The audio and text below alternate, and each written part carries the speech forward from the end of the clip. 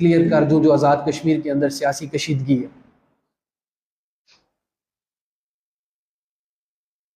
अल्लाह ताला ने कुरान में फरमाया है कि हमें अगर गवाही दो तो हमेशा सच की गवाही दो, इंसाफ का दामन मत छोड़ो। आज जो इस पूरे आज़ाद कश्मीर में कशीदगी है,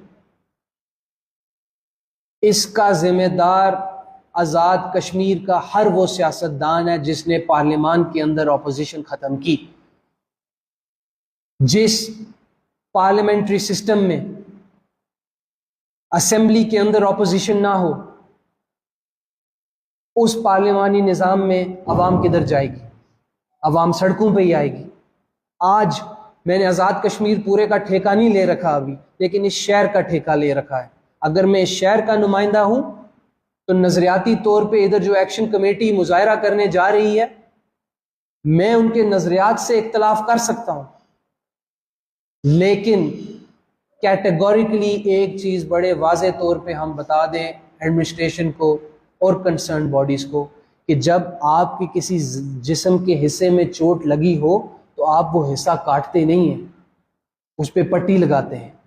अगर ये एहतजाज पुरअमन हुआ तो बराए मेहरबानी लाठी चार्ज, डंडों से, शेलिंग से परहेज करिएगा।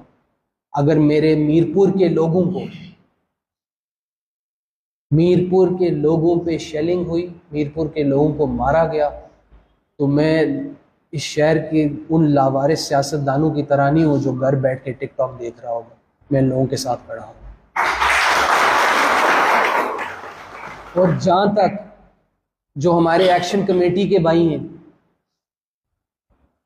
देखिए आप दलेर बने, आप दलेरी दिखाएं, लेकिन आप कुछ अक्ल के नाखून लें। 70 साल से अगर ये निज़ाम चल रहा है तो 70 साल में कुछ इधर बड़ी शख्सियात भी थी। आपसे ज्यादा जनरल ज़िया-उल हक का जोबर, और वो इससे ज्यादा जालिम था, इससे ज्यादा एग्रेसिव था। जनरल मुशर्रफ भी जालिम था, वो भी एग्रेसिव था।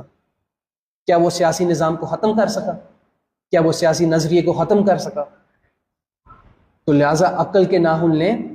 जो मुहाजिरीन की सीटों के हवाले से आपकी डिमांड है, तो हम रिक्वेस्ट करेंगे आज़ाद कश्मीर हुकूमत और वफाकी हुकूमत को कि इन लोगों को मोबिलाइज करें। अगर ये एक डिमांड लेके आ रहे हैं, आप इससे मुत्तफिक नहीं है, लेकिन इनको इंगेज करें, इनके साथ डायलॉग करें और इनको अपनी सियासी विजडम से कायल करें। ये हमारे लोग हैं। आज से 3 महीने पहले ये वही लोग हैं जिन्होंने लाइन ऑफ डिफेंस पे ये पहली सफ में खड़े हुए थे।